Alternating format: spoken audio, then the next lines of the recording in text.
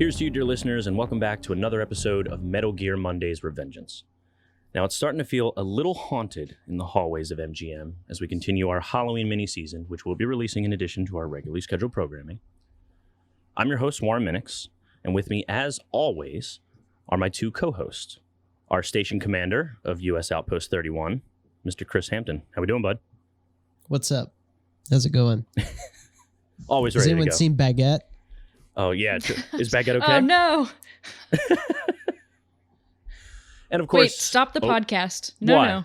We have to check on Baguette right now. If there's one thing I've learned. Hashtag find Baguette. Baguette. Just hear... I want to hear the chains.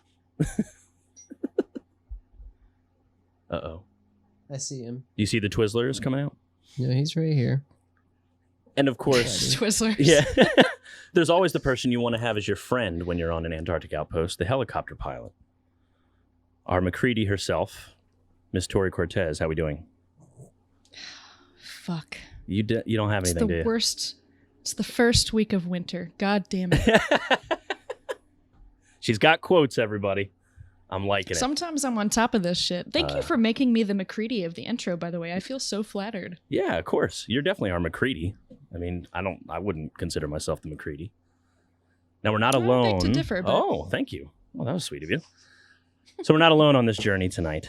We have a special guest from BingeMedia, Mr. Jack Falvey. How we doing tonight, Mr. Jack? Hey, how's it going? Glad to be here. Cool, man. So if I were to say anything, I would say Jack would be our Blair. He'd be our senior biologist if I had to make a judgment call on him. I want to come inside. I'm all better now. Yeah. Yes. It's not bad. That's a pretty good impression. Jack, out of curiosity, where are you geographically? I am in Rhode Island. Okay. So, Warren, I guess that would make you the closest. So, just keep your eyes out. Oh, yeah, definitely. Oh, I'm going to have to. So, of course, we are going to talk tonight about the movie John Carpenter's The Thing. So, before we get started, though, Chris, is there anything you want to get just swept under the rug before we move on to some of our content? Yeah, listen, I got a bone to pick. Oh, boy. No. It's the angriest Chris has ever been on That's all I'm going to say. Wear a mask. Yeah, no shit, dude. Yeah. It'll probably still be relevant when this comes out. Yeah. Wear a mask. Maybe we can stop the spread of the thing. Not bad. Hey, this is relevant. Tori, do we have our random patron shout out for our episode? You know it. All right, let's do it. Let's get your sophisticated system out. Well, since it's spooky month, I figured I'd switch it up a little bit. Okay. Mostly because I was getting tired of the same old intro, so bear with me for a second.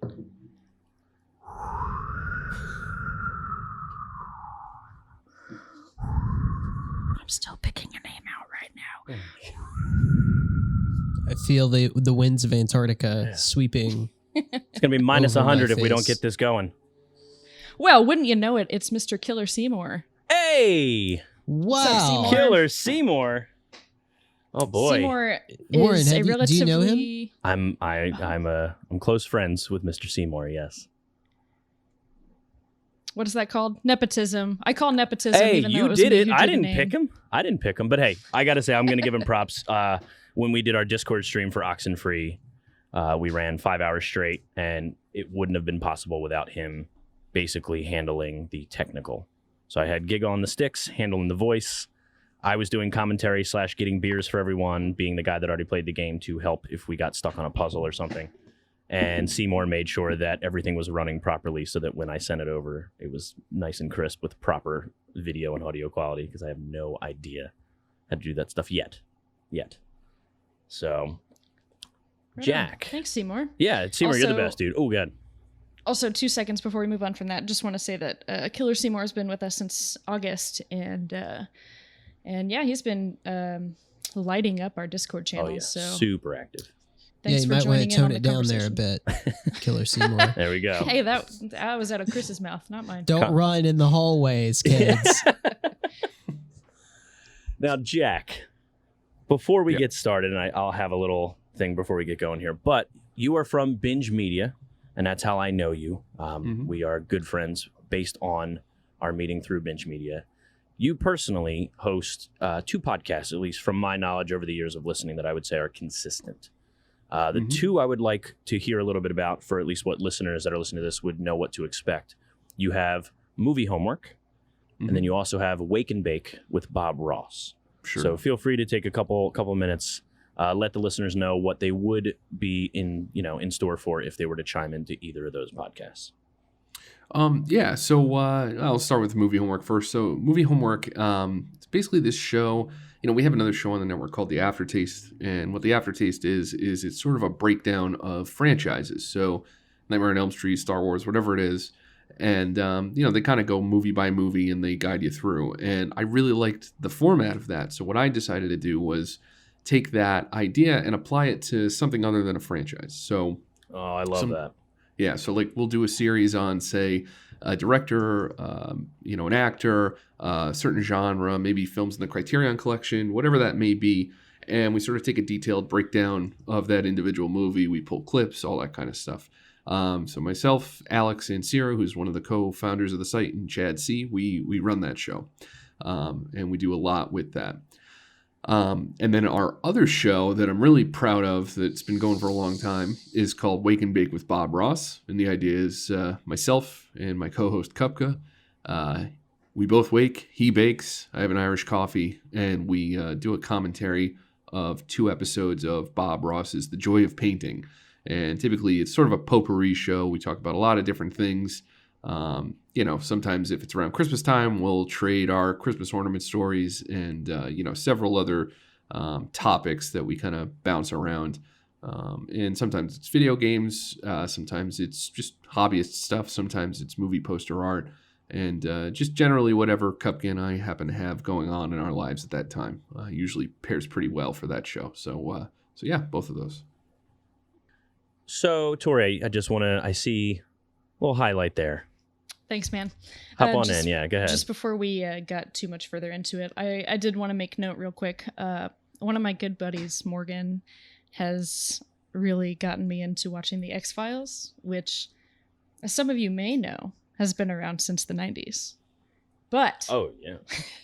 if you aren't aware yet, it's a tremendous show. It's ridiculous. It's hilarious. It's entertaining. And it has an episode that very, very closely mimics the plot of the movie we're about to discuss. The episode is in season 1. It's episode 8, and it's called Ice. So if, after listening to this episode, you decide you'd like to go check that out if you haven't already, I would highly recommend it. Fantastic. And Does of course, that mean this movie takes place in the X-Files universe? I wouldn't doubt it. maybe we can talk about that towards the end. I'm ready for that. And then, of course, my usual shout out that you guys are starting to get tired of hearing is we obviously do a listener episode at the end of every Metal Gear Solid season, but we're also going to include the spooky season. So if you wanted to talk about Oxenfree, if you want to talk about this movie we're talking about tonight, The Thing, as well as anything from Metal Gear or Metal Gear Solid 3, have your responses in through contact@metalgearmondays.com. Please add a subject line and throw that in by Halloween night at midnight. So October 31st. That way that gives us enough time to rifle through everything and give you guys a proper show when we plan to release that. Without any more ado, I want to talk about John Carpenter's, and I'm going to say it, I don't give a shit what anybody feels, a fucking certified classic, 1982, John Carpenter's The Thing. I'm just going to start way up on the fucking highest mountain. I can safely say this is my favorite horror movie ever made. Straight up. Whoa. Fight me is how I feel sometimes when people say it. Damn. I don't So want to fight you. No. so just to, no expectations or anything, guys, but I just want to get that out. I feel a lot better because most of the time I catch myself when it comes to horror movies, I'll have a haunting, or The Thing's my favorite body horror movie, right? So if they say, well, what about The Exorcist? I say, well, that's not a body horror movie. That's a possession horror movie, that kind of movie. So Exorcist is way up on that list too. A creature feature maybe, so I try to have that, but I think when the dust settles and, little teenage Warren, who lost his fucking mind when he saw this movie, goes and picks up a box, it would be John Carpenter's The Thing. Damn. So, So, go well, ahead. I hate to sidetrack this, but now I'm like curious. What's everyone else's favorite horror movies? Ooh. Okay, I Tori, might you have look to like you're get- ready to answer. Oh, you're going to get back to us? I was just saying I might have to come back to you on that one because now that it is officially spooky month, there's just so many of those happening right now. So I All don't right. think I can give you an answer to that until maybe the listener episode. Yeah, maybe we'll make it a PC or something for the Discord if they're interested. Do you have one off the top of the dome there, Chris? I would say the movie I find the most horrifying is Candyman. Fuck yes. I'm not even Love sure me I've seen some that. Candyman. Love me some Oh Candyman. shit. That shit will keep you up. Candyman. Yeah. Now, Jack, bearing in mind this is recorded, so I'm well aware that you do not have to go to the grave, but do you Sure. have at least something that's at the top of mind of like your favorite horror film? Yeah, I mean, you're asking me an impossible question. I know. Yeah, I know exactly. I mean, it varies, but like, there's so many good ones. I mean, it's like you said, The Exorcist is an amazing movie. Halloween, it's an amazing movie. Evil Dead is an amazing movie. Possession is an amazing movie. Like, there's too many. I can make you a list. I mean, Evil Dead. Oh, dude, nice. I've That's never seen a Evil good drop. Dead. Never seen Evil Dead? Oh, Yeah, man. I've never seen it. and that's to say nothing of like the horror elements in movies like 2001. You know, So horrifying. I like Particularly that. the last 30 minutes. Alien's really good too. Yeah. it's just a tough question to answer. Yeah.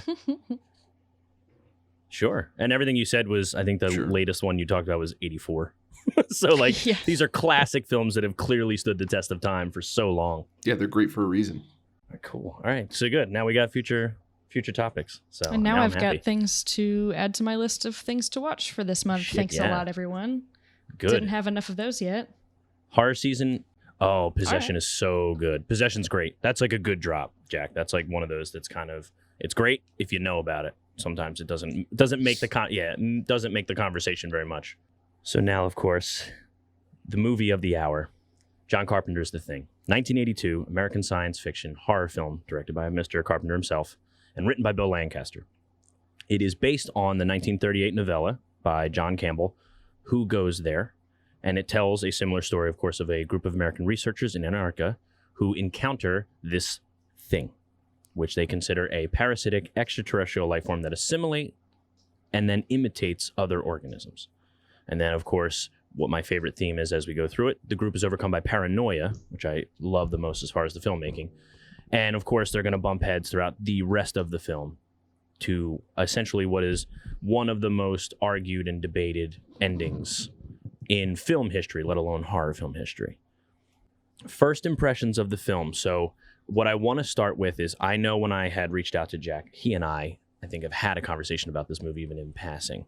Now, it's my understanding that the other two members on this show have not seen this film before, or at least have a good memory of seeing this film. Was it overhyped in any way prior to watching this outside of me trying to undersell it that it was on Kojima's list?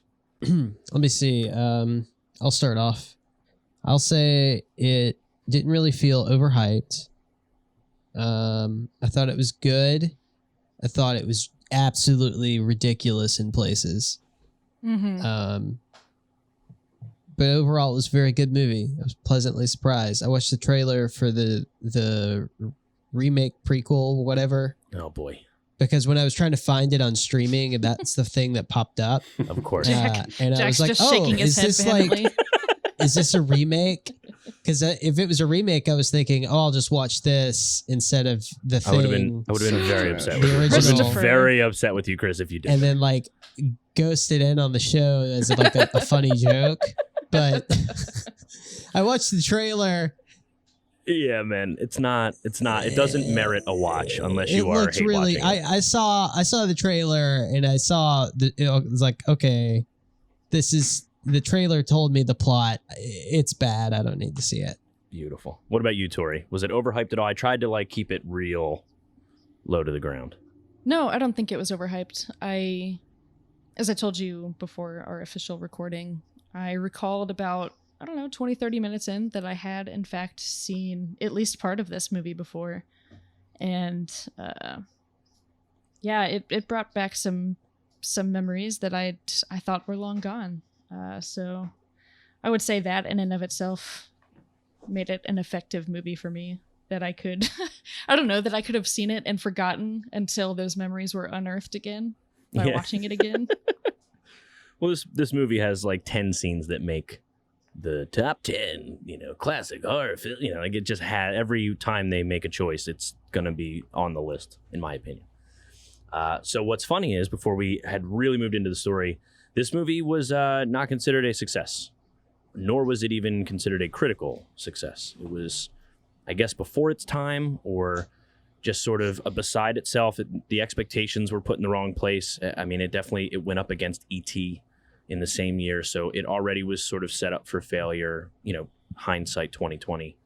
But at the end of the day, this is like one of the top cult films, and most of those reviewers that sort of dropped a middling review or a mixed to negative review had sort of hopped back and understood that they were just not in the right headspace for the time or whatever it is, but understanding that going back it certainly holds up. And we're almost at 40 years with this movie, and there are still some special effects, in my opinion, that are as good as some of the shit people try to put in movies now. Maybe not all of them, but some of them do still hold up. Some of it's real bad. Yeah, of course. You gotta call that out. Yeah, oh yeah, and we'll get to there. Because I said, I got it real nice. It's more just to see how we feel about it. So what I love about this movie, I always forget. Same with Predator, which was funny. We were just watching this the other night for prep, and I keep forgetting that they show a UFO flying into the atmosphere of Earth.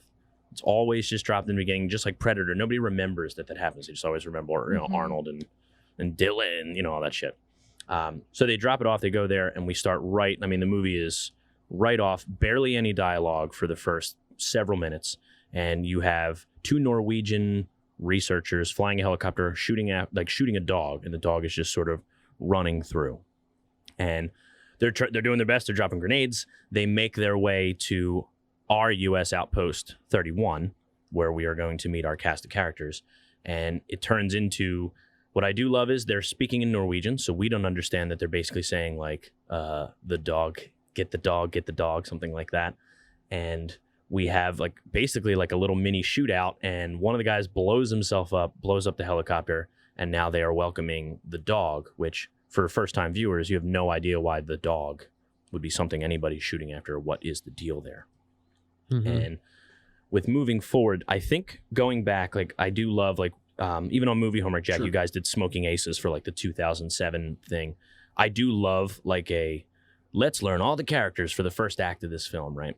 I like that a lot. But this movie, in a matter of, 4 minutes, you learn everything you need to know about all of the characters right away, to the point where you don't really know who's the main cast outside of Kurt Russell being just a presence on his own with that hair and beard.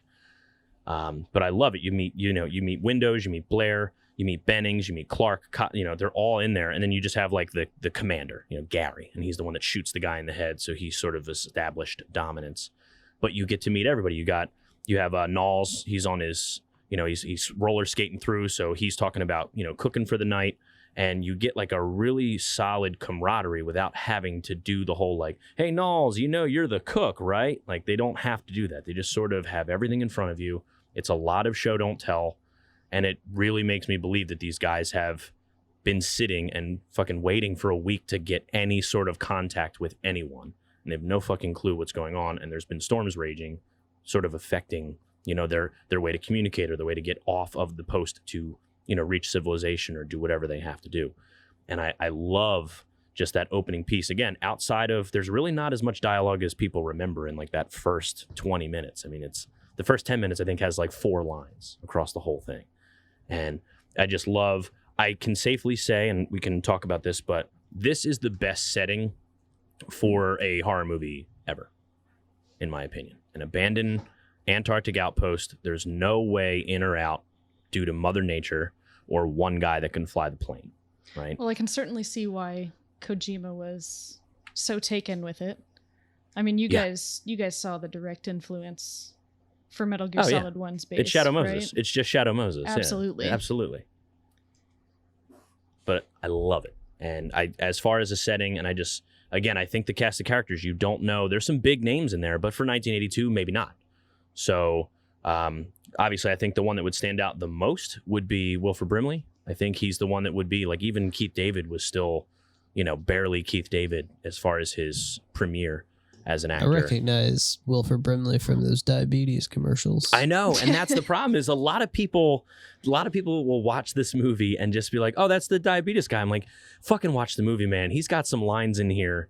Like he just is like acting without being an asshole, and he just he brings up his own scenes by doing things." And it's so good. I can't wait to get to him as we go. So we meet the crew. And obviously, Clark is the one that is the dog handler. So you have to have the guy that sort of handles that. So they talk to Clark. They set up, what are we going to do with the bodies? What are we going to do? Where were they from? They have like a running joke that Kurt Russell fucking calls them Swedish, but they're Norwegian. And they keep sort of back and forthing with that. Our introduction to fucking MacReady is he's playing chess, digital chess, which is so futuristic. And he takes the J&B and he just fucking pours it into the machine. And just is like, fuck you. It's the most overreaction type reaction I've ever seen to anyone losing a chess match. Oh, and It's by like- the way, can we talk about how wasteful that is? Yeah, he just blew Sure. up a computer. I was talking about Yeah. the whiskey, in but yeah. Antarctica. Yeah, that the too. whiskey's the more valuable part to Tori. Right. But he blew up a computer because he lost to it or something. And this is like the most like 80s stereotype macho kind of film trope I can think of. Sure. To be yeah. fair, though, he's Fuck not going to this be playing a computer. lot of chess Yeah, after I'm this. pretty sure it's a reference to the end of the movie, though, too. I just can't remember exactly why. Yeah, Oh, there's boy. something I don't have that too. something about playing chess, I think. Worst case, Yeah, let me. you want to do it? Yeah. You want to do some research? Because I was going to say, leave it to the Discord and our listeners. They will find it. I think it might be. Yeah. I feel like there's something else with the chess game, though, or like an error with somebody playing. You know what? Yeah, because Oh. he does claim that as he's pouring it in Yeah, he to the says computer, like, doesn't it? Son of a Yeah. bitch or Yeah. something. He calls it out. But you know what? I might be confusing two different movies now. I'm pretty sure I am. I'm pretty sure in 2001: A Space Of course you are. Odyssey, they're playing Yeah. chess, and there's like an illegal move that Hal makes, and he says checkmate, and the astronaut doesn't pick up on it, so it's like an allusion to the fact that the AI is going rogue. I think this is just the stalemate that Chris mentioned. And probably a reference Or- to 2001 as well. Exactly. Could be. In itself, exactly. probably. I was going to something say like there's a lot of those now that I've seen the movie and like my early 20s, I'm catching more and more Sure. references to it just Sure. about everywhere. Oh, sure. Yeah, that's, I was and that's gonna some say of the best parts. Go ahead, Maybe yeah. it's a reference to the shared whiskey between human and That's- non-human yeah, at the end. That's Yeah. definitely Well, it. Well, That's it. we'll see. That okay, beautiful. That's Well done. actually there. You go, Yep. right in front of us. So the one thing I will throw in when we talk about MacReady, and you're saying, macho move, right, Chris? There's a couple of reads as we get through where obviously they're already like sort of shipwrecked. I mean, that's the best way to say it, for 7 days, right? But you even hear, Mac say like, I haven't fucking slept in 2 days, like with all this shit Right. going on. So like he's already just fucking doing whatever he's got to do to either, stay up or do it. Because now what they're deciding is, well, what the fuck happened here? There must be another base.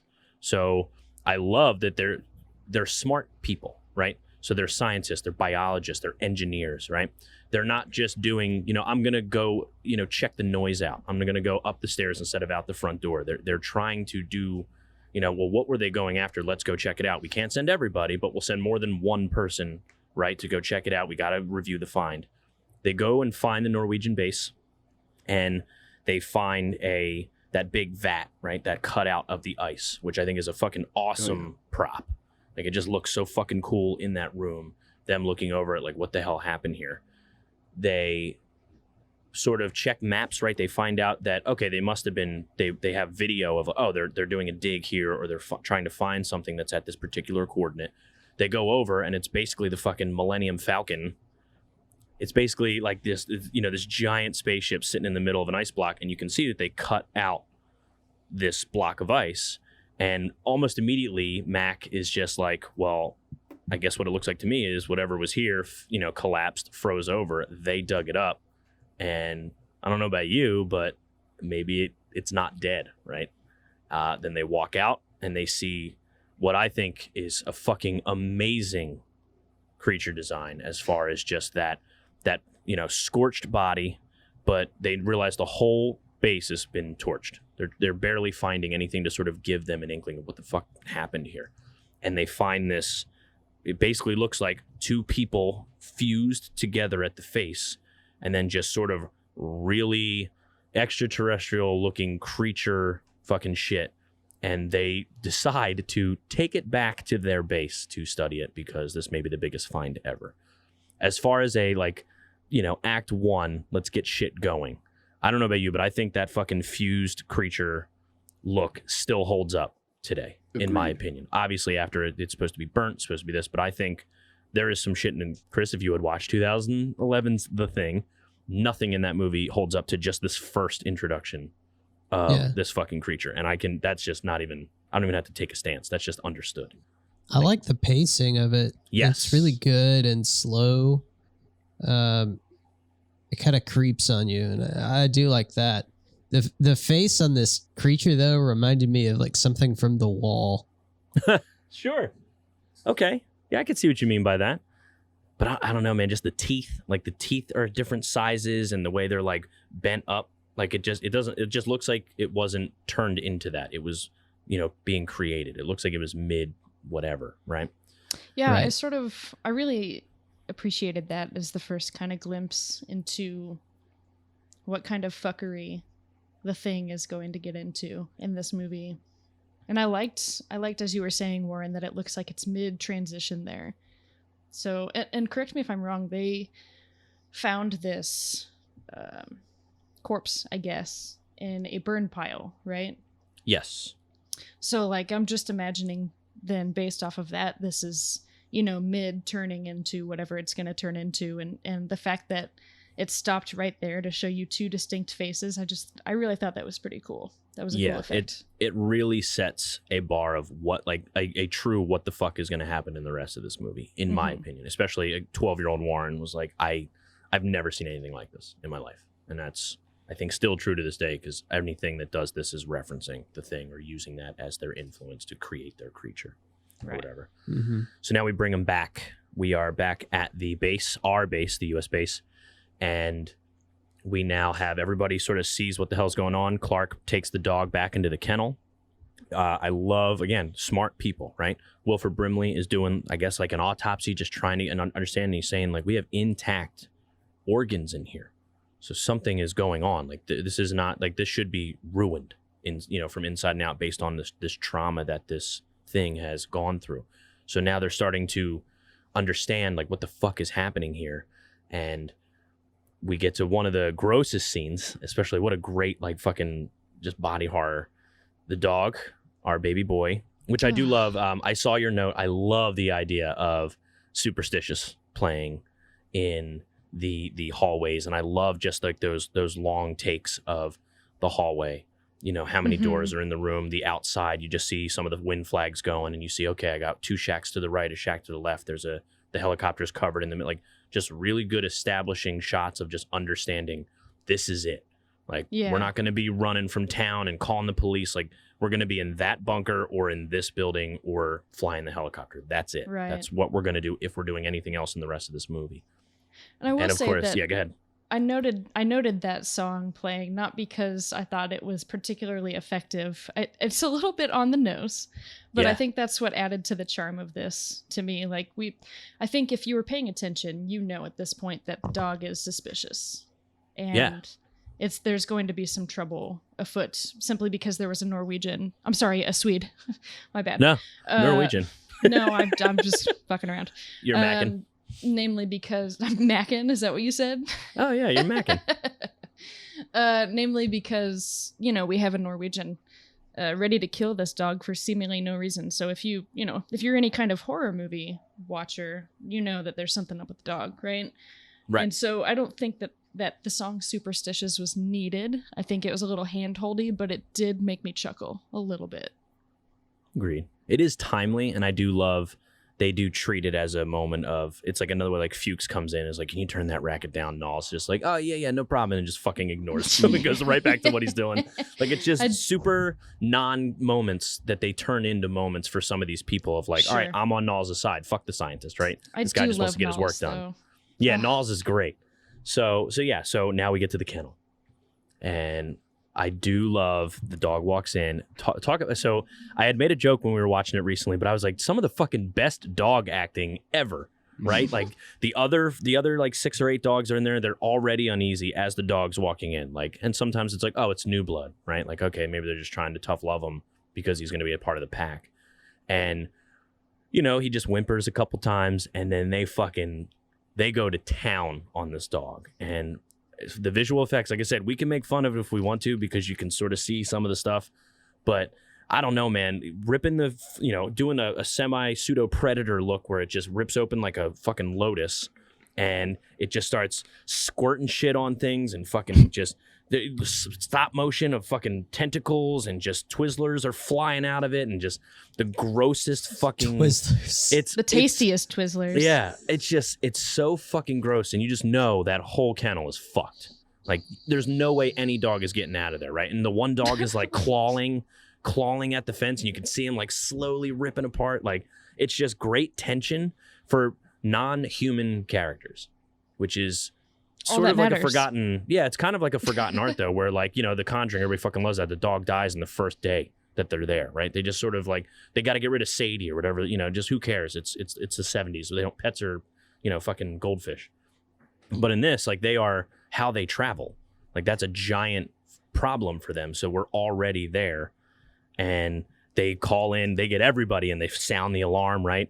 And they're like, get the fucking flamethrower. They don't know what to do. Like, how do you defend against whatever the fuck this thing is? And Clark is the first one to see it. Kill it with fire. Exactly. There you go. The Fury coming at you. And the Fury. So when we're going through, and I love that Blair has a moment with Clark, right? So the paranoia is setting in right away. Now that they've actually seen something happen, Blair just sort of like looks at what the fuck's going on and is like, Clark, how long were you with this dog? That you know, and he's like, I don't know, an hour, 2, maybe, not, you know. And he's like, okay, well, you didn't notice anything suspicious about this, like, and it's just a fucking seeping pile of crazy shit. And Clark's like, no, I didn't notice anything. And you can see, like, again, Wilford Brimley fucking, you know, I don't want to say masterclass, but he fucking knows exactly what to do with so few of just an eye twitch, or like you can see like he's thinking about what the fuck is going on, because he's, you know, one of the scientists. That's like his whole job, right? Mm-hmm. And I love his just like, okay, like you're just trying to process it, but you already know that Blair's going to be fucking figuring something out, right? So that's a big one for me, and that's where that theme that I do think tends to get forgotten is how well I think personally this movie does sort of the paranoia theming, as well as we start to talk about some of these other kills. Every time they show a group shot and get like a wide of everybody in it, there's always someone missing from the group every time. Mm-hmm. And it's always someone different. Sometimes it's Palmer, sometimes it's Fuchs, sometimes it's Knowles. And I was watching it with a friend of mine who had not seen it before, but he remembered enough of it, and he would sit there and he's like, all right, I know the ending of this movie, so like walk me through this. Like, what makes this interesting for you? And they show a scene and I'm like, where's Fuchs? And he's like, fuck, I didn't even realize Fuchs isn't there. I'm like, yeah, exactly. And he's like, but is he dead? I'm like, I don't fucking know. Do you know? And he's like, oh, I like this movie a lot. Yeah, one of the things that's great about this is how the movie is all about like mistrust. You know, it's like a base level fear that people have, and that paranoia you're talking about. It's part of what makes the movie last as long as it has, I think. Gives it some staying power, gives you more to think about, you know, because all the best horror movies are always like base level fears. You know, Frankenstein's fear of the other, Dracula was fear of like an STD. Zombies are fear of people, you know, and that really elevates this movie and makes it, I think, a lot more special than, you know, some other movies in the genre. Like I said, gives it some staying power, some lasting power, and keeps it interesting over the years. How you doing, old boy? I don't know who to trust. I know what you mean, Blair. Trust's a tough thing to come by these days. Tell Tell you what, why don't you just trust in the Lord? Definitely. And they even do something along the lines of where we see the dog walk into the room and there's just a silhouette of someone in the room. You have an idea because he's got curly hair, but you don't actually know who sort of messed with that dog. And they eventually establish that if that thing is in a room alone with someone for an undisclosed amount of time, they're replicated. They're done. Doesn't matter. So now we can just sort of start just barreling through because now we've set the stage. We know everything we have. So now Blair does another follow-up on like just what the fuck happened with this creature. And he's now saying like he can so quickly, which again, I trust him because it's fucking Wilford Brimley killing it in this movie of just like, it appears to be imitating, and you can see the other dog inside this creature. I fully, like, you see the fur, you don't see it ripped apart. Like he was imitating these he was going to create himself to basically assimilate in and, take us all over. Like he just believes it. And they show that dope ass 1982 cellular, it's going to slowly assimilate, and it's just like generic text, like I love 80s. Like 80s tech is way better than like early 2010s tech, in my opinion. Like what they want to show is like fancy looks so dumb now versus back then, because it's just still it's just the information you need. It's not all a bunch of bells and whistles. Oh, yeah, everything's holograms now. Exactly, yeah. Smart tables. So, all right. So now we can start getting wild because now it's theory time. Whenever we want, we can always see how we feel about. So, like, first off, we don't have to go into it, but the first thing they do, again, setting it up. So Wilford Brimley he's going fucking batshit crazy, right? So they know that burning it seems to work because they established that they burnt the whole place down, so that should help as far as what's going on. Wilford Brimley loses his shit, takes the gun. He's like banging up all the communications. He's just like, he is basically establishing like it can't get out. So we can't get out. That's it. Like, stop trying to reach people. There's no fucking way. It'll be world annihilation. And I think it was like 2,600 days. The whole world dead if this thing exists. And some people chalk it up to he's already a thing. Some people chalk it up to he is, doing the logical thing. Like a robot would just do, like if you had to do the same simulation 9,999 times, you would fucking just kill everybody at the camp. Like that's just what you do. So again, we don't have to decide on what we think. It's just that is sort of a concept. Personally, I just think he's going batshit crazy. I don't think he's taken over at that point. I think it is just him just being overwhelmed with something he can't understand because he's the guy that fucking understands everything. At least in my, he's seen something he's never understood before, and he doesn't know what to do except take the information in, which is pretty fucking dope. So then they figure it the fuck out. They lock him away, right? So now they're like, who's in charge? How do we make these calls? And of course, the dopest guy in the room, the helicopter pilot. Everybody should be friends with the helicopter pilot because how the fuck are you going to get off this place if you don't know, if you kill the guy that flies the plane? So they lock Wilford Brimley away, and they come back. And now they're starting to understand, again, this is where they set up. We already know someone's been taken because we saw the dog go into a room. We don't know who that person is. We never really actually know the way the movie's shot. You can make your own opinions. And this is where they start to slowly set up. So they're fighting back. The corpse isn't dead. So they have Bennings, who's one of the scientists, one of the doctors, and you have Windows. They're sort of like moving everything in. They want to keep it, but they got to lock it in storage. You notice that the creature sort of has like a tentacle coming out. It's starting to bleed, so obviously it's not completely dead. And Windows walks away for 2 or 3 seconds, and I love this little moment in the helicopter where Fuchs sort of pulls in Mac to say, like, I kind of trust what Blair's saying. We might need to fucking do something about this. Windows runs out, comes back in, and Bennings is already getting assimilated. Like it's got tentacles all over him. He's covered in red, and he's getting pulled in, right? Windows Thank runs God, out. because fuck Bennings, guys. Really? Fuck Why guy. fuck Yeah, Bennings? fuck, Please, I want to see this. He's Why, such a though? fucking asshole. Okay, He's such so a grumpy little dick. so here, here's your soapbox. I'm hammering the final nail in your little soapbox. Have it out, Tori. No, Why- listen. so outside I know they're of all him, stuck together in fucking Antarctica, excuse me, sorry. And I know he just recently got shot at the beginning of the movie, but he's such a dick, especially to Clark, who is the softest boy, who just wants to have him some dog time, you know, and he's got to be such an asshole about the goddamn. Listen, I was not sad when Bennings was the first. Was he the first to be assimilated technically that we see on screen? That we see on screen, yes. Okay. Was not sad to see Bennings go first. That's all I'll say. Even though I've just spoken for a whole minute on why I fucking hate Bennings. But I love, okay, so then right after this scene, though, they come back, he's gone, right? They see the broken window, and this is where, like, now we understand it's out, right? So they find Bennings sort of, like, stumbling out in the middle of the base, and they find him, and he's got, like, these crazy gangling hands, so it hasn't completed its assimilation, but we see how quick it really takes. I mean, they set the time. It's, what, 5 minutes? Maybe 8 minutes to get him, and he just does that fucking crazy scream.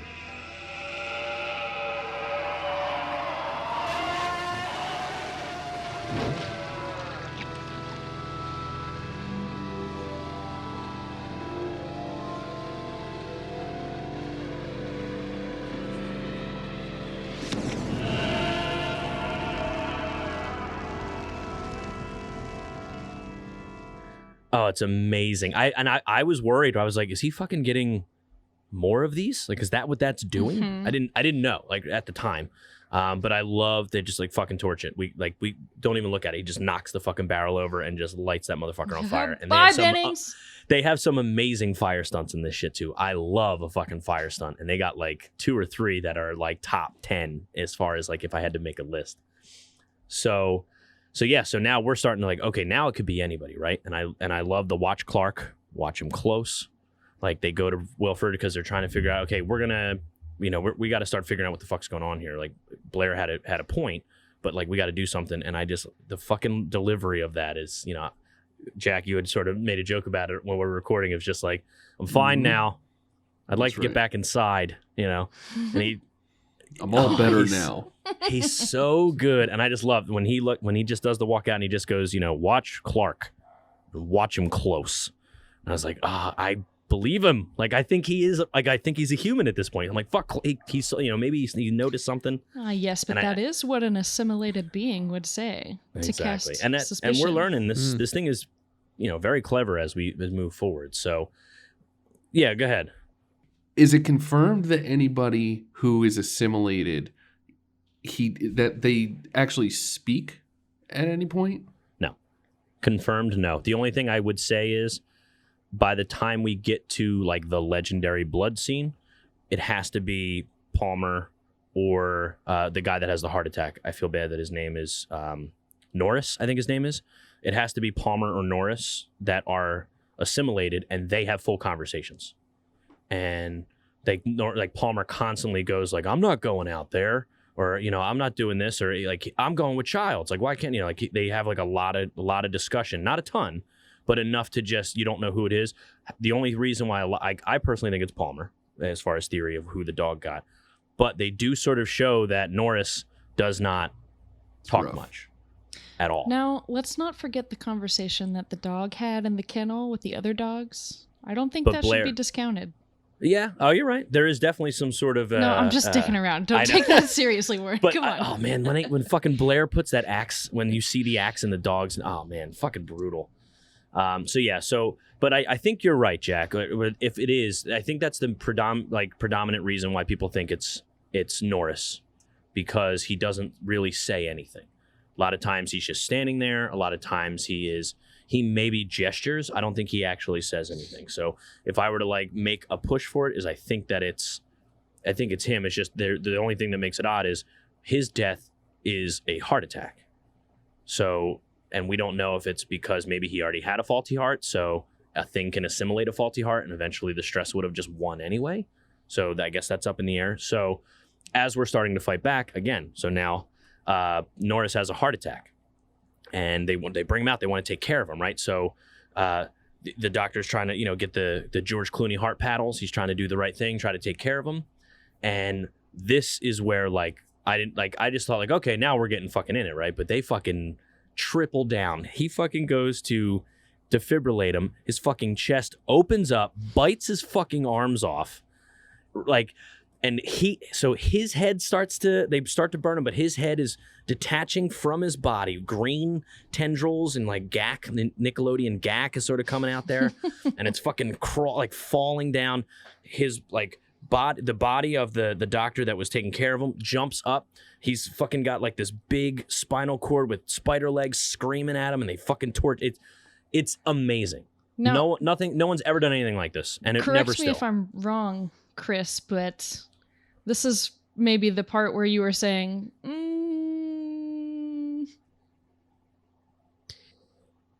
Yeah.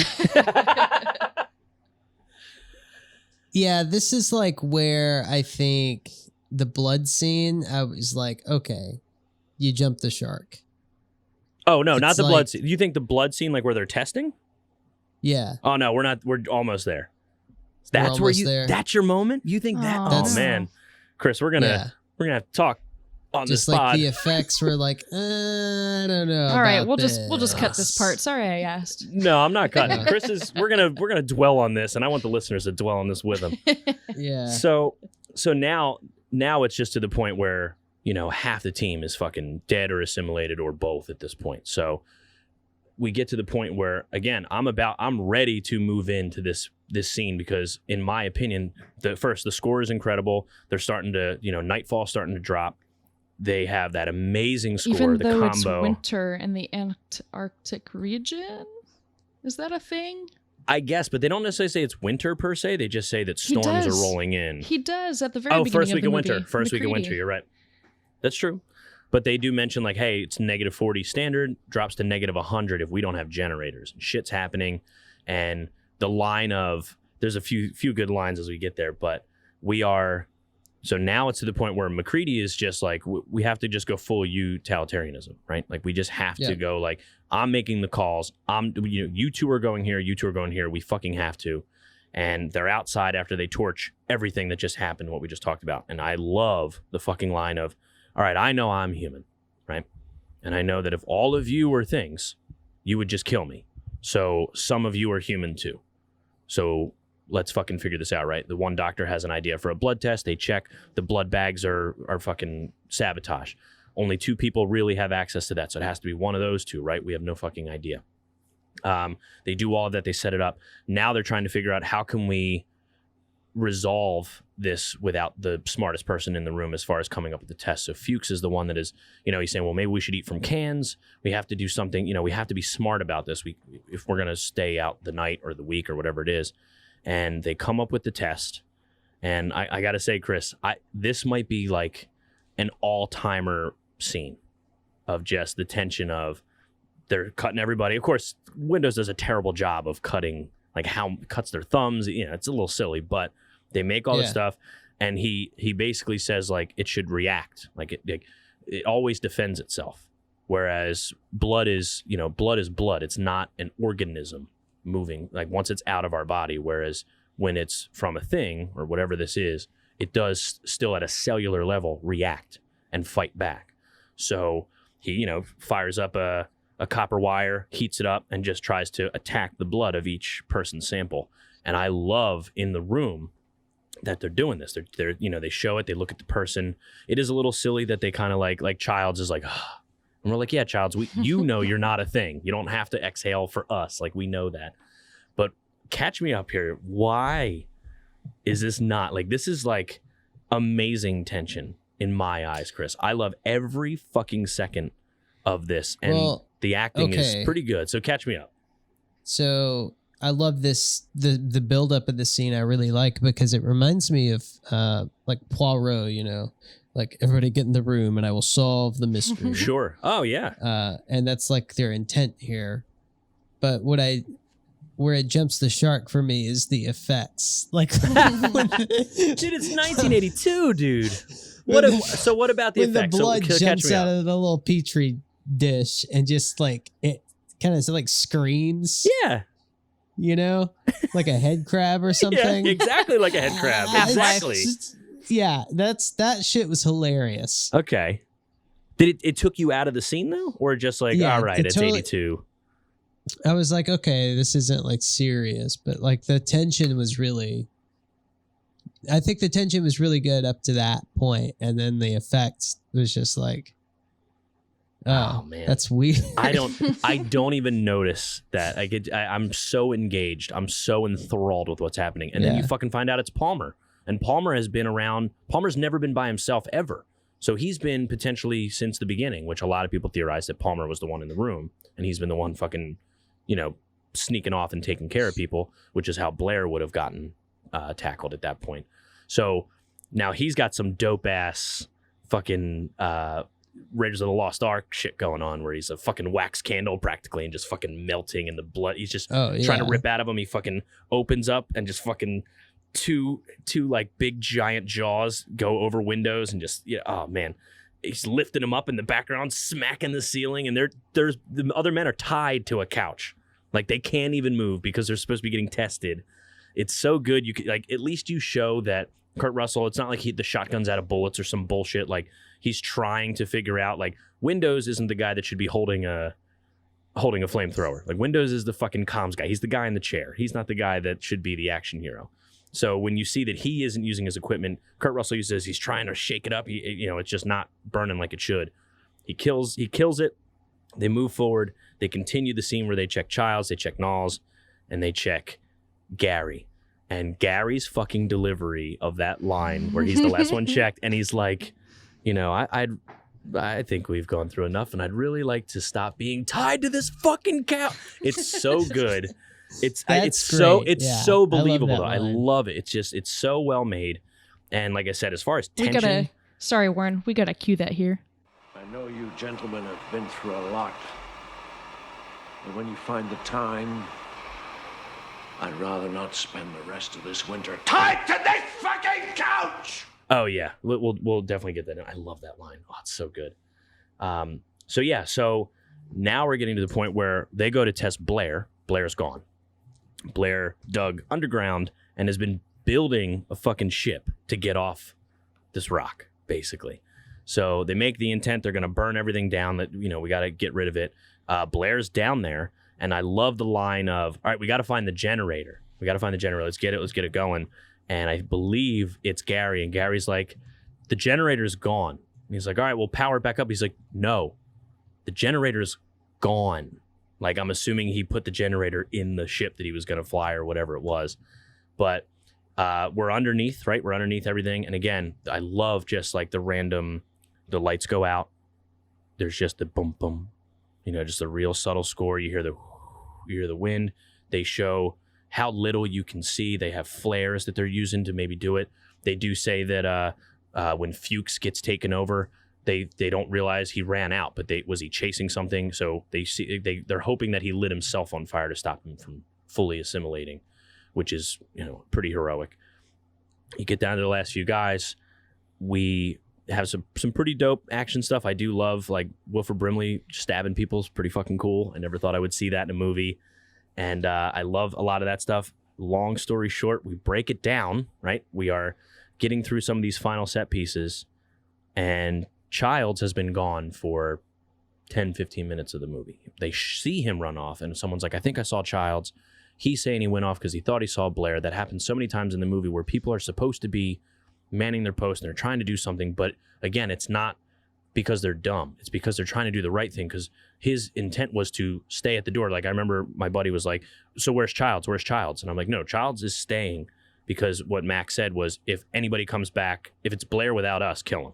So he's waiting at the door. So if he sees Blair running, that's technically his assignment, is go fuck up Blair, because he's not with us, right? So he's just doing what he's told, essentially. And we get down towards the end of the movie. They've torched everything. They basically just did exactly what the Norwegians did. They burned the entire camp. Mac just accepts his fate. We're skipping a little bit here, but Blair wrecked the tractor. He wrecked the vehicles, the helicopter. He killed the dogs. He smashed communication. He ruined everything. There's no way off this rock, which was his goal initially anyway. And Warren, why was he damaging the helicopter, the comms? My personal opinion is because they showed us, right? Well, that's the thing, is I don't know if he was a thing at that point.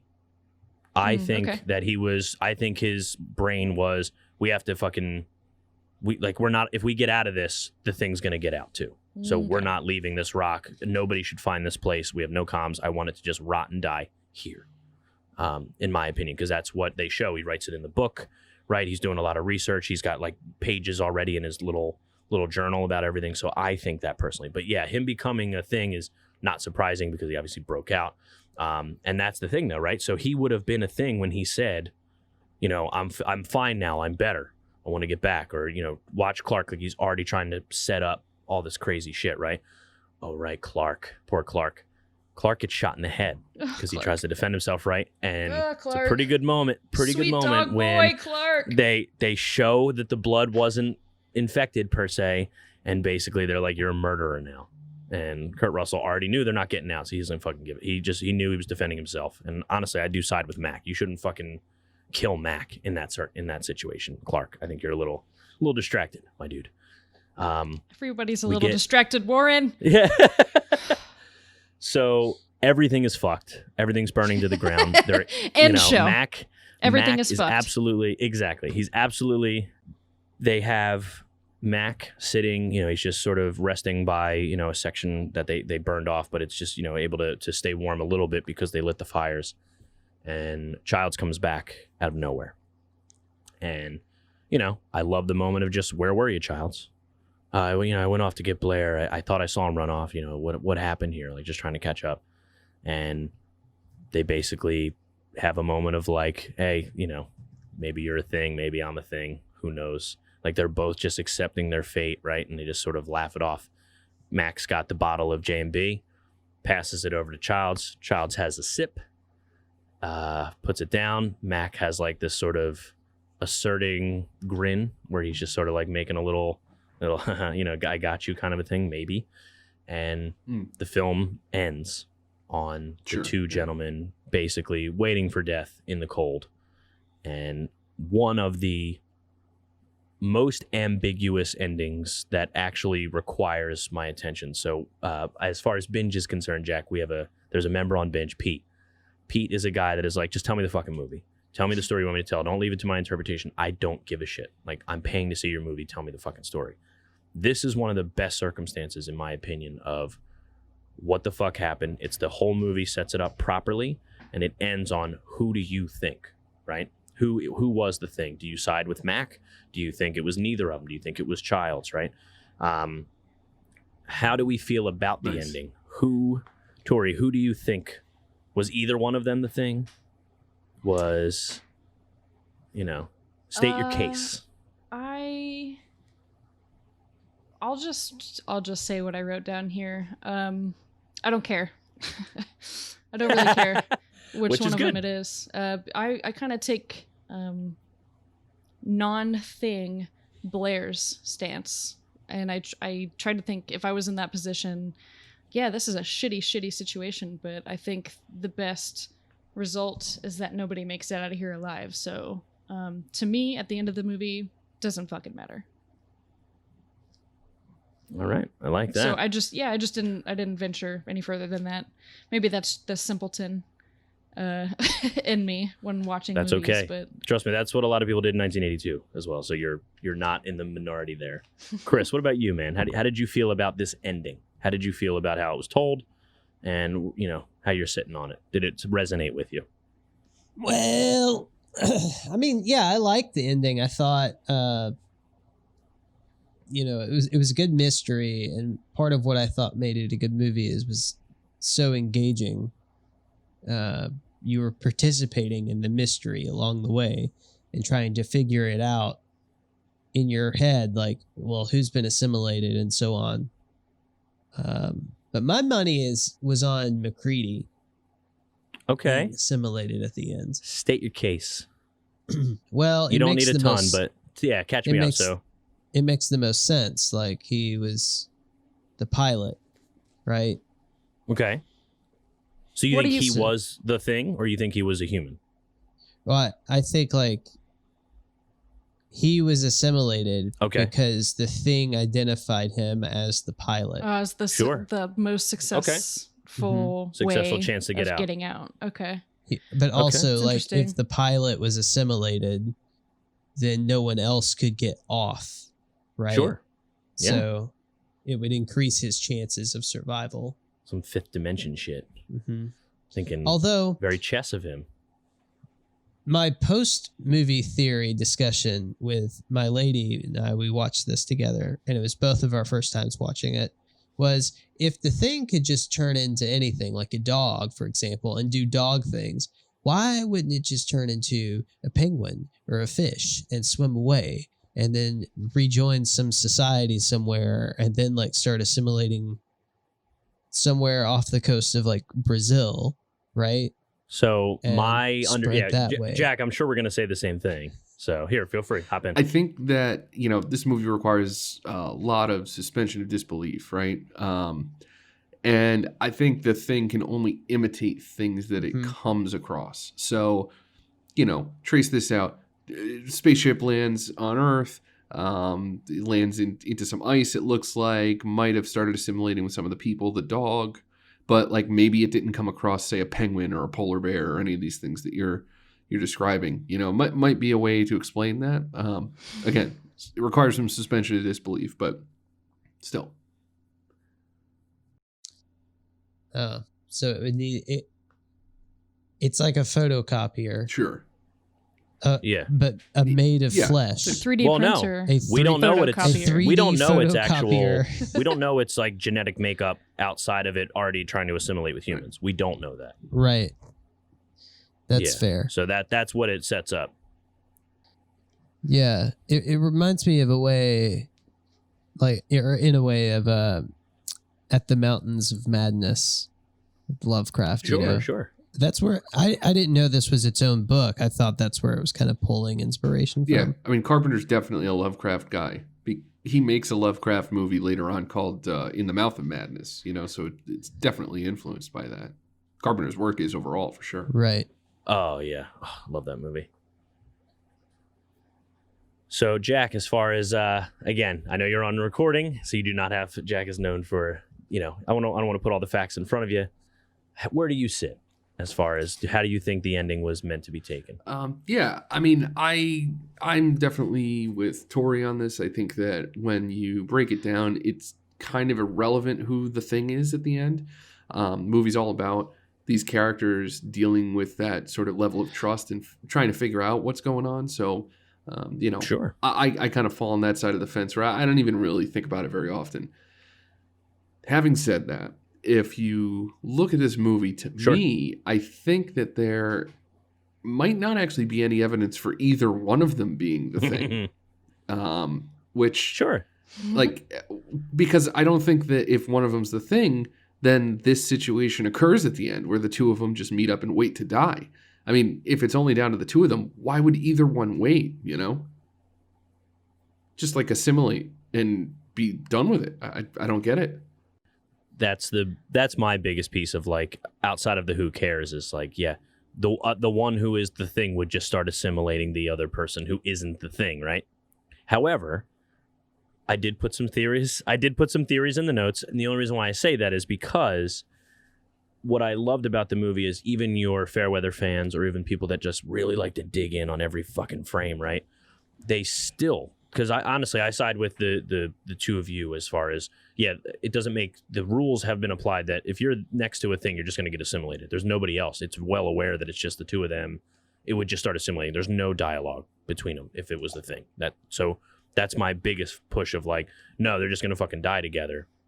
But obviously, since it was done so well, it poses people to, have some theories and put it into it, which in my opinion just gives it merit that it was done so well. If people want to extrapolate it, it doesn't matter, right? That just means it was so convincing or so like appealing that people just want to know more about such a minute detail of a movie. So Carpenter obviously famously has never said he knows the answer, but he has never, gone on record to confirm it or do anything of the sort. John Carpenter himself has not done it. There are a few theories around everything. So we can pose these out. We'll talk them out real quick. We don't have to go too long into them. Obviously, the most famous one is Child's breath and the whiskey bottle theories. So people think that Child's is the thing because we're led to believe that all of the whiskey bottles were full of alcohol or at least full of kerosene to use as Molotov cocktails that they started using at the end of the movie. Meaning the J&B was not whiskey, it was kerosene. Kurt Russell hands the bottle to Childs. He drinks it and has no reaction that it's kerosene because the thing wouldn't know what J&B tastes like. That's why he makes the smirk. So he fucking knows it's the thing, but he knows he's just going to die anyway, so who cares?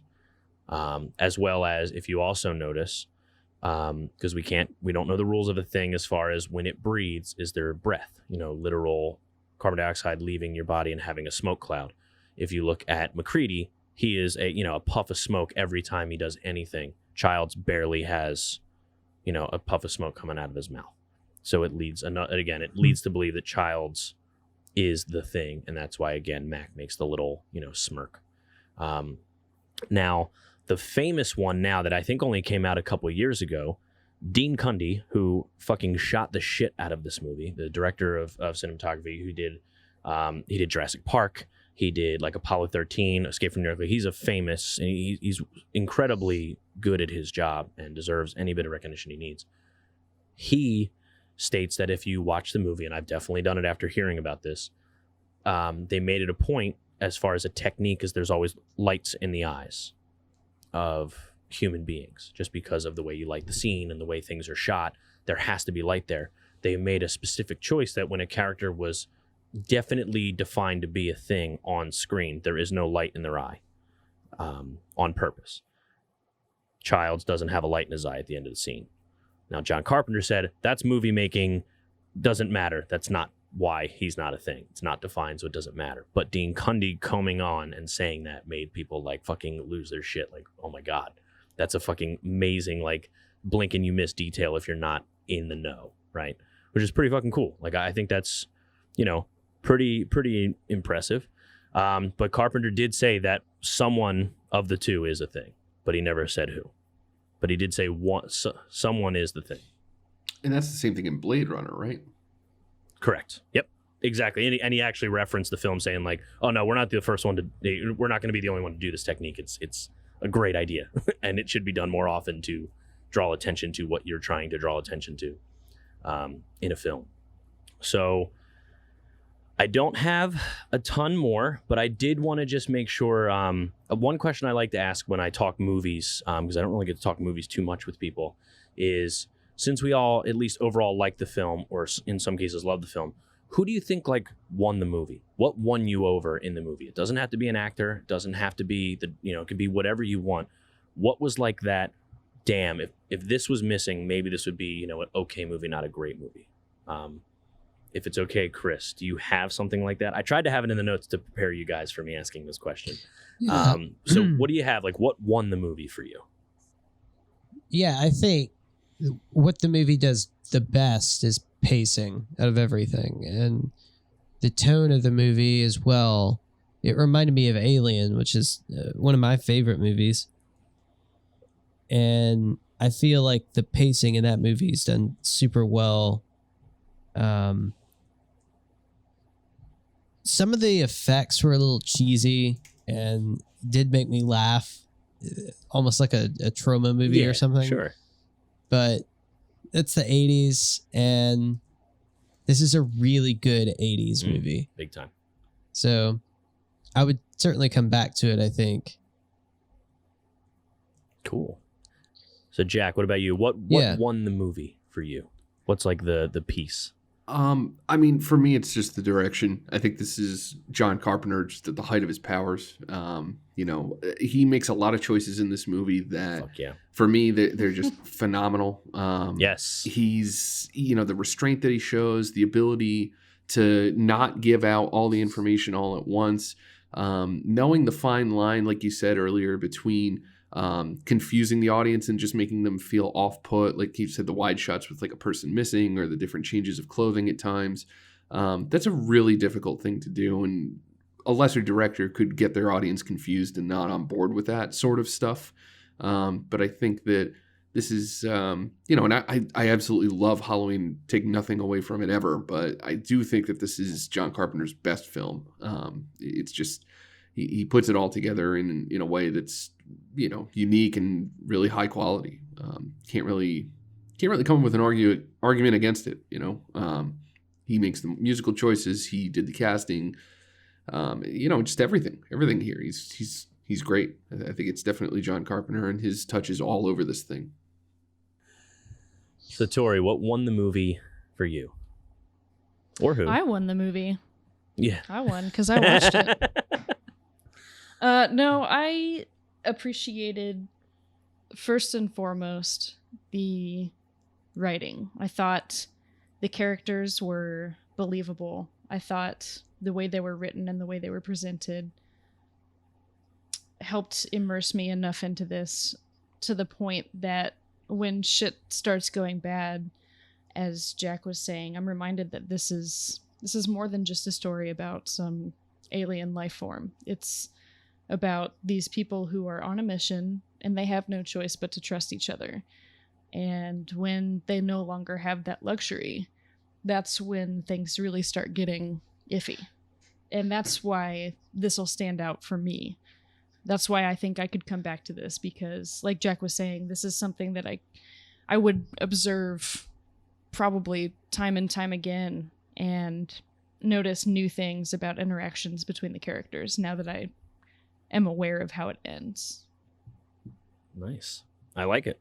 Yeah, Jack sort of stole my thunder, but I kind of saw that. I think the direction. Yeah, sorry about that, man. It's cool, man. I come from, I have a lot of friends that I would say studied film. I just watch movies, so I don't consider myself in any way an educated critique on anything. But I do know a good filmmaker when they're on their like A+ game, and I definitely believe it. And I do stand with you, Jack, on where Halloween is going to be in that echelon, right? If there's a Mount Rushmore of like fucking carved, scary fucking people in a horror thing, it's gonna, Michael Myers is fucking right there. The first Halloween is fantastic. But I would say is, if you're telling me that did someone improve on the craft they wanted to do 4 years later, yes, they did. Like John Carpenter fucking uses every piece of his toolbox as best as he could.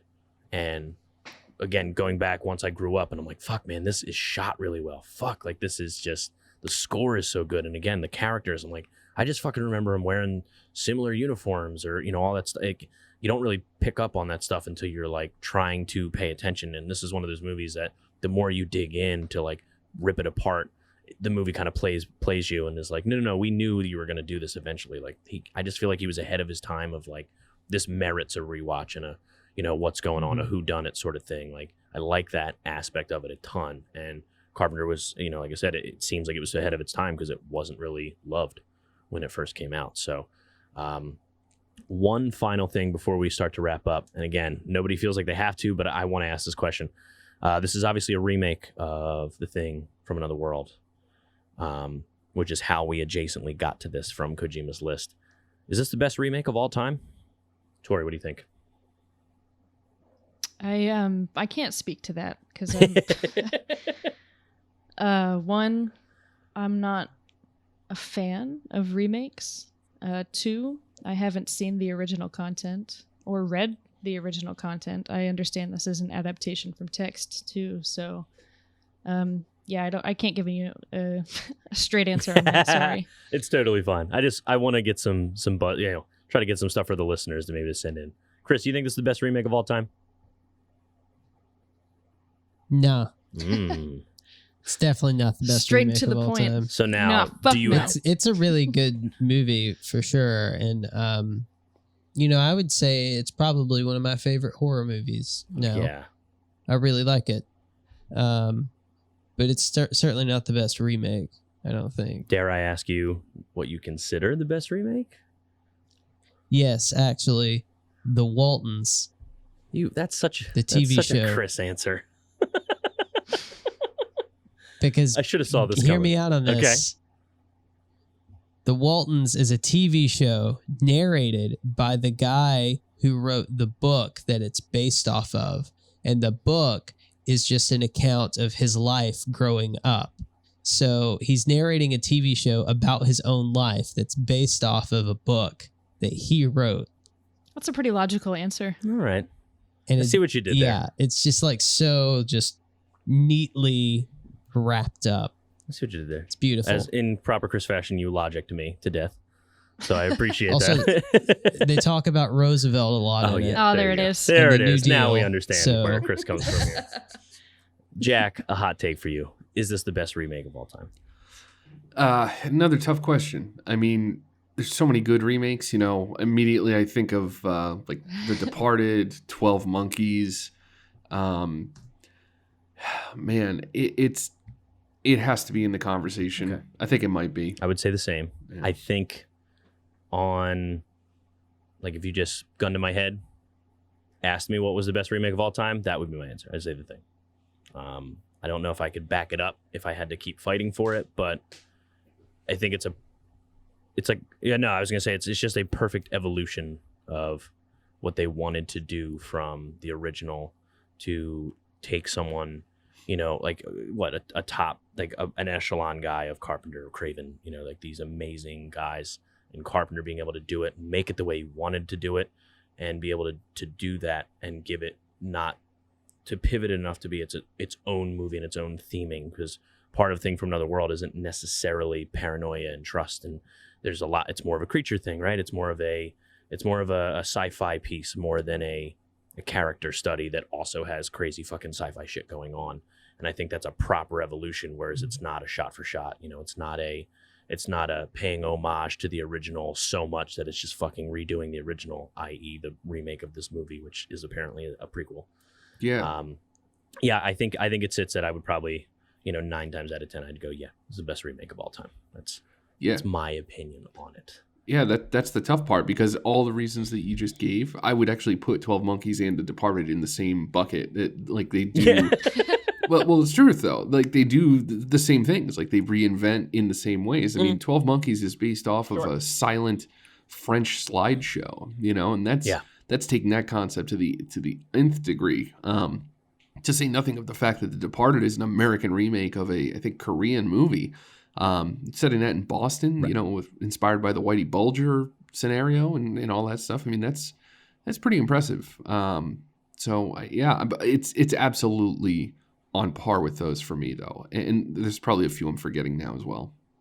All right. Well, I enjoyed our little conversation, guys. That is going to wrap up our spooky mini season as far as The Thing. Before we get going, though, Tori, where can people find you on the internet? You can find me at Young Neil everywhere, basically. You can also, for the next, 25 days at least, catch me watching The X-Files and other spooky stuff. I just want to throw out a quick reminder again. If you were into this movie, you should totally go check out that episode of The X-Files called Ice. It's a fun play on this movie without following it step by step. Would recommend. Nice. Chris, where can they find you on the internet? You can find me on Amazon Prime watching The Waltons. But for real, you can just find me in the Discord sometimes, or really you can find me at work. Yeah, I know. I appreciate you. Spreadsheet. I appreciate you carving time. Chris has had a very interesting last few weeks, and the fact that we do our best to schedule these so that we can make sure Chris gets a chance to at least do proper, research and actually not make it feel like work to record with us. So we appreciate your time, my dude. Well, I love you guys. Aww. Aw. I'm here for you. I'll have a crispy pop on you guys. Wow, that was pretty late in the game, Warren. You've been sitting on that. I had one on the left here too. Oh, okay. So I've been sneaking one. Jack, where can they find you on the internet? Best place to find me is just over on BingeMedia.net. Phone number there is 708-406-9546. And we're on Twitter, Facebook, Patreon, and Instagram at BingeMedia. Leave us a voicemail at 708-406-9546, and I pretty much guarantee we will make fun of you. Yeah, I come from sign personal me experience. Yeah, it's definitely fun to call in, and I will say just the banter you guys have and the camaraderie, whatever you want to call it, where it's just like everybody busts each other's balls, but it's all in good fun and for content.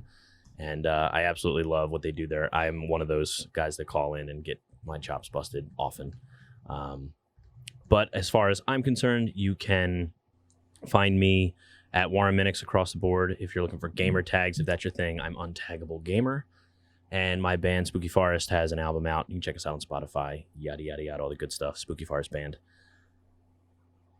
Patreon. Now, I've been trying to be a little subtle with it, but I got to say, for just $1 a month, you could join our Patreon, which gets you into the Discord. If you want to do a little bit more than that, we give out our show notes. We do extra podcasts for patrons. We started doing live streams. We do a lot of content in there. We do a Game of the Month Club, which right now we're currently sitting on Oxenfree, which we did an episode for, and voted on by our patrons. We are now doing Bloodborne and having a shit ton of conversation about Bloodborne and the lore of Bloodborne.